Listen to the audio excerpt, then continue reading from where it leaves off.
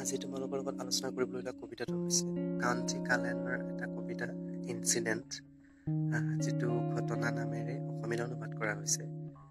Kanchi Cullen এজন American মূলৰ কৃষ্ণাংগ কবি।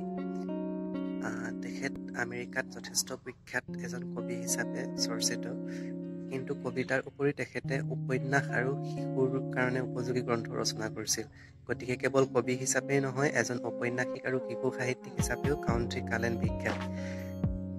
তেখেতৰ বৰ্ণবৈষম্যবাদক আধাৰ কৰি লিখা, মূল বিষয় হিচাপে লৈ লিখা এটা বিখ্যাত কবিতা হ'ল ইনচিডেণ্ট। ইনচিডেণ্ট শব্দটোৰ অৰ্থটোৱে হ'ল এটা ঘটনা, কিবা এটা হোৱা এটা ঘটনা, এটাৰ কথা যি কবিতাটোত কোৱা হৈছে। এই ঘটনাটো সঁচাকৈ কবিতাটোত ঘটনা হিচাপে পোৱা যায়। ঘটনাটো ঘটিছিল এনেধৰণৰ: কাঞ্চি কালেনে প্ৰথম পুৰুষত কবিতাটোত উল্লেখ কৰিছে যে তেওঁ যেতিয়া 8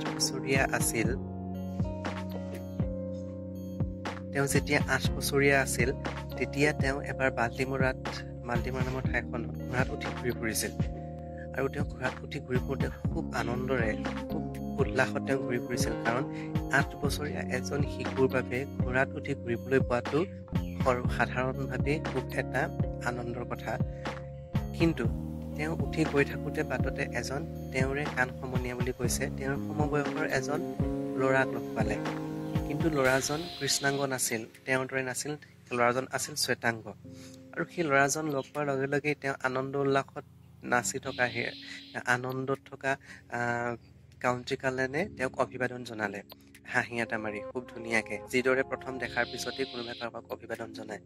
কিন্তু আচৰিত ধৰণে সেই সৰু তেওঁৰ বয়সীয়া সেই ল'ৰাটোৱে, 8 বছৰীয়া ল'ৰাটোৱে জিভাখন ঘূৰাই পেলাই তেওঁক ক'লে নিগ্ৰো বুলি, সেই নিগ্ৰো শব্দটো উচ্চাৰণ কৰিলে।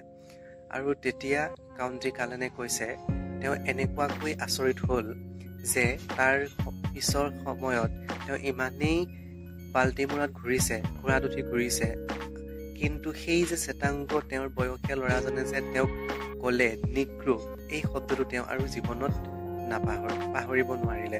কাৰণ সেই যে যিটো বৰ্ণবৈষম্য এনেকুৱাকৈ শিপাই গৈছিল যে শৈশৱ তথা কৈশোৰত থকা কৈশোৰৰ ল'ৰা ছোৱালীয়েও সেই বৰ্ণবৈষম্য দেখি এনেকুৱাকৈ তাৰ মাজত সোমাই পৰিছিল যে নিজৰে সমবয়সীয়া কাৰোবাক তেওঁলোকে কৃষ্ণাংগ কাৰোবাক হাঁহিবলৈ শ্বেতাংগসকলে অকণো চিন্তা কৰা নাছিল, কাৰণ তেওঁলোকে তেনেকুৱাকৈ ডাঙৰ দীঘল হৈছিল। গতিকে কাঞ্চি কালেনৰ বৰ্ণবৈষম্যক কেন্দ্ৰ কৰি লিখা কবিতাটোৱে শ্বেতাংগ আৰু কৃষ্ণাংগসকলৰ মাজত থকা যি বৈষম্যবোধ, সেই বৈষম্যবোধক স্পষ্টৰূপে ফুটাই তুলিছে।